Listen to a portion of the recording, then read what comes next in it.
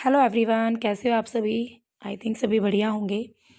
स्वागत करती हूँ मैं आप सभी का अपने YouTube channel study with Deepa Saini में।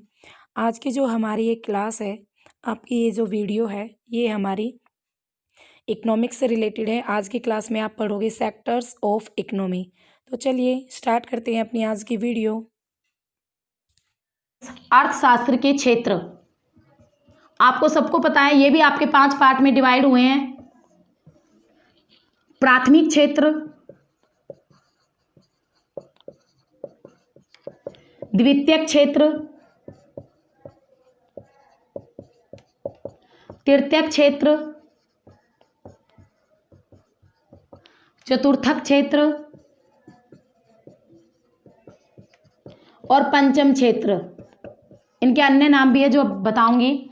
सबसे पहले प्राथमिक क्षेत्र की बात करें, प्राइमरी लेवल पर बात करें, इसके अंतर्गत हमारी प्रकृति से रिलेटेड चीज़ें आएंगी, आपकी नेचर से रिलेटेड चीज़ें आएंगी। जैसे आपकी कृषि में बात करें, जैसे जो कृषि संबंधित जो काम होते हैं, पशुओं को पालना, फसलें उगाना, खेती करना, ठीक है, आपका पेड़ पौधे लगाना, वानिकी करना किसे कहते हैं, पेड़ पौधे लगाना। यानी आपके जो प्राथमिक क्षेत्र में जो लोग लगे हुए हैं, कृषि के कार्यों में जो लोग लगे हुए हैं, कृषि से संबंधित जो कार्य हैं वो आते हैं आपके प्राथमिक क्षेत्र में। पशुपालन, मत्स्य पालन, ये सारे के सारे आपके प्राथमिक क्षेत्र में आते हैं। लिख देती हूँ मैं यहाँ पे, पशुपालन कृषि कार्य हो गया, पशुपालन हो गया, मत्स्य पालन हो गया, ये भी तो पशु पक्षी जो भी है, मत्स्य पालन हो गया, खनन हो गया, आपका खनन हो गया, ठीक है, खनन हो गया। उसके अलावा आपको फसलें उगाने हो गया, जो कि आपका कृषि से संबंधित है, बागवानी हो गया।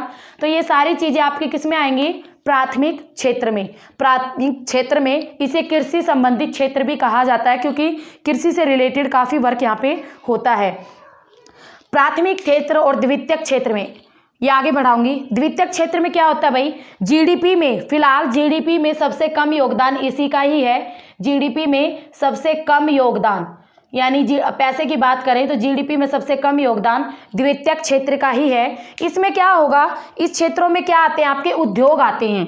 क्या आते हैं इसमें, उद्योग आते हैं। वस्तुओं को बनाना, जैसे विनिर्मित वस्तुओं का बनाना, विनिर्मित वस्तुओं का उत्पादन करने के बारे में है। उदाहरण से समझाती हूँ आपको। जैसे आपका हो गया विद्युत गैस, जला आपूर्ति, जैसे आपका कपड़ा हो गया, कोई ब्रेड हो गया, मीन्स किसी भी चीज़ को बनाने से रिलेटेड होते हैं। छोटे लेवल पर जो उद्योग होते हैं उनसे रिलेटेड होती है आपकी ये द्वितीयक वाली। जैसे भवन बनाना हो गया, कारखाने बनाना हो गया, फर्नीचर बनाने से, यानी हर चीज़ बनाने से होगी आपकी रिलेटेड, संबंधित। तो याद रखना, आपके विनिर्माण से संबंधित होती है ये विनिर्माण, यानी किसी भी चीज़ के निर्माण से संबंधित होती है, चाहे वो कुछ भी हो। द्वितीयक क्षेत्र, जीडीपी में सबसे कम योगदान। जब आपका प्राथमिक और द्वितीयक दोनों क्षेत्रों में अधिक विकास होगा ना, तभी हमारे जो सेवाएं हैं उनमें मांग बढ़ेगी। मांग जितनी बढ़ेगी उतनी ही पूर्ति बढ़ेगी, उतना ही काम बढ़ेगा, उतना ही रोजगार बढ़ेगा। तो सारा सिस्टम अपने आप डेवलपमेंट की तरफ भागेगा। तो प्राथमिक और द्वितीयक क्षेत्रों में अगर बात करें, जितना अधिक विकास होगा उतनी ही हमारे यहाँ सेवाओं की मांग बढ़ेगी। नेक्स्ट आता है आपका तृतीयक क्षेत्र। तृतीयक क्षेत्र को सेवा क्षेत्र के नाम से भी जाना जाता है, यानी इसमें आपकी क्या आएंगी, सेवाएं आएंगी, जॉब आएंगी, ठीक है। सेवा आती है जिस देश में जीडीपी में, जिस देश की जीडीपी में तृतीयक क्षेत्र का योगदान सबसे ज़्यादा होता है, वो एक विकसित देश कहलाता है, यानी डेवलपमेंट कंट्री कहलाती है। कौन सी, जिसमें तृतीयक क्षेत्र का योगदान सबसे ज़्यादा होता है, जिस देश में।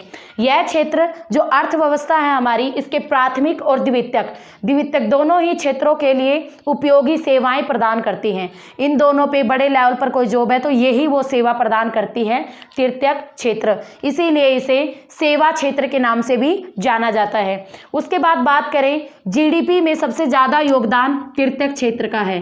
जीडीपी में सबसे ज़्यादा योगदान है इसका, जीडीपी में सबसे ज़्यादा योगदान तृतीयक क्षेत्र का ही है, सेवा क्षेत्र का ही आता है। भारतीय अर्थव्यवस्था का भी सबसे महत्वपूर्ण क्षेत्र है। अगर हम अपनी भारतीय अर्थव्यवस्था की बात करें तो हमारी अर्थव्यवस्था का ये सबसे महत्वपूर्ण क्षेत्र है। नेक्स्ट, इसमें आता क्या क्या है, आपका परिवहन। अब क्वेश्चन इनसे बनते हैं, इन एग्जाम्पलों से। पूछेगा परिवहन कौन से क्षेत्र में आता है इकोनॉमिक्स के, तो तृतीयक में परिवहन, संचार, आपका व्यापार यानी ट्रेडिंग वगैरह, उसके अलावा आपके भंडारण, बैंकिंग हो गया, भंडारण हो गया, ठीक है, बैंकिंग हो गया, भंडारण हो गया, सामुदायिक बीमा से संबंधित हो गया, या सामुदायिक कोई योजना उससे संबंधित हो गया। ये सारे आपके तृतीयक क्षेत्र के एग्जाम्पल है, ठीक है। वित्त हो गया, मनी हो गई, वित्त। तो ये जितने एग्जाम में परिवहन, संचार, व्यापार, बैंकिंग, इनसे क्वेश्चन बहुत आते हैं। भंडारण कि परिवहन अर्थव्यवस्था के कौन से क्षेत्र में आता है, कौन से सेक्टर में आता है, तृतीयक यानी जिसमें सेवाएं आएंगी। परिवहन एक सेवाएं तो है, गवर्नमेंट सेवाएं तो दे रही है ना अन्य लोगों को, तो ये सारी की सारी आपकी सेवाएं हैं। नेक्स्ट आता है आपका चतुर्थक क्षेत्र। चतुर्थक क्षेत्र इसके अंतर्गत क्या आता है, आपकी इंटेलिजेंसी आती है, बौद्धिक गतिविधियां आती है। इसमें क्या आती हैं, बौद्धिक गतिविधियां,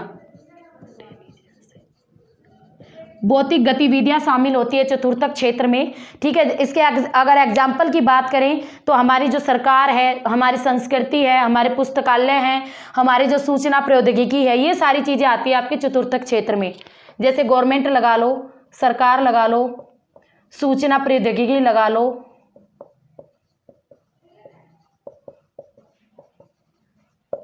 ठीक है, सरकार लगा लो, और हमारा जो लाइब्रेरी सिस्टम है, पुस्तकालय है, वे लगा लो, या उसके अलावा हमारा जो कल्चरल वाला पार्ट है, हमारी जो संस्कृति है, वो लगा लो।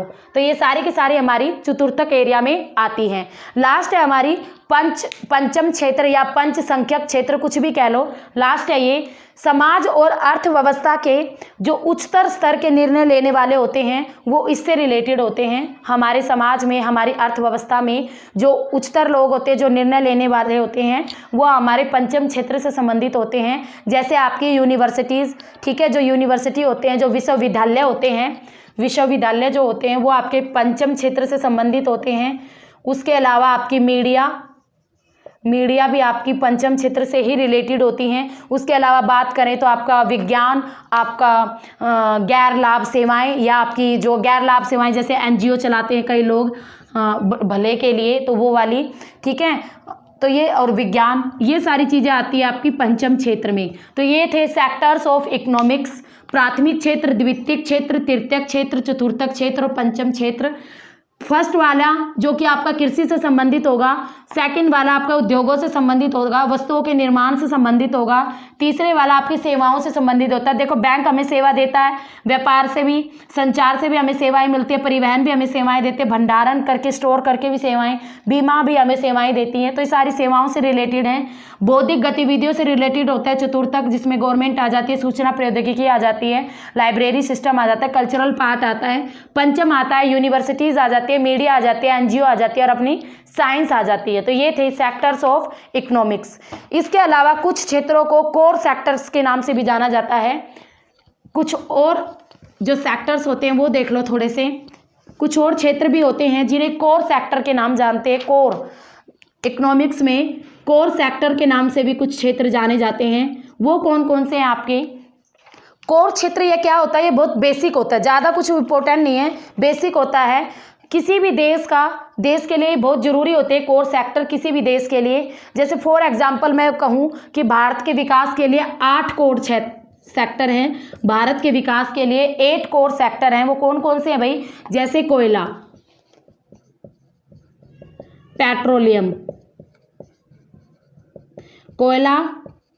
पेट्रोलियम, जैसे आपकी सीमेंट, पेट्रोलियम बोले, कच्चा तेल बोले, सेम है।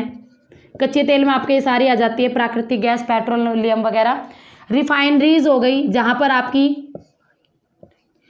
पर आपके ये चीज़ें शुद्ध की जाती है, जो पेट्रोलियम वगैरह, इनमें से अशुद्धियों को निकाला जाता है। सीमेंट हो गई, विद्युत हो गई, बिजली। उसके अलावा बात करें उर्वरक हो गए, इस्पात हो गए, उर्वरक जो कि खाद वगैरह होते हैं इसमें, इस्पात हो गए जैसे लोहे इस्पात जैसी, ठीक है। उसके अलावा आपकी प्राकृतिक गैस हो गई, प्राकृतिक गैस।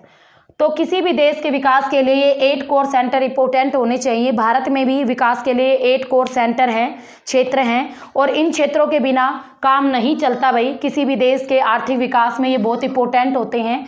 और अगर हम बात करें तो किसी भी देश के डेवलपमेंट के लिए ये ज़रूरी होते हैं। कोयला, पेट्रोलियम, रिफाइनरी होनी चाहिए, सीमेंट होनी चाहिए, विद्युत होनी चाहिए, उर्वरक होने चाहिए, इस्पात होने चाहिए, प्राकृतिक गैस होनी चाहिए। डेवलपमेंट के लिए मोस्ट इंपॉर्टेंट है। तो आज की हमारी अपनी फर्स्ट क्लास को यहीं पर विराम देते हुए आपने काफ़ी पढ़ लिया है, व्यष्टि, समष्टि, इकोनॉमिक्स, उसके अलावा आपने सेक्टर्स भी पढ़ लिए हैं, टाइप्स भी पढ़ लिए हैं, बुक्स भी काफ़ी पढ़ ली हैं, और आपने कोर सेक्टर भी पढ़ लिए हैं। तो आई थिंक आज की क्लास के लिए इनफ करते हैं, काफ़ी हो गया है। तो ओके गाइस, आई थिंक आपको मेरी क्लास समझ में आई होगी। इकोनॉमिक्स एक समझने वाला सब्जेक्ट है, समझ में आई होगी और पसंद भी आई होगी। ठीक है, तो कमेंट कीजिएगा आपको मेरी क्लास कैसी लगी। मिलते हैं अपनी नेक्स्ट क्लास में न्यू टॉपिक के साथ। ओके जी, बाय बाय।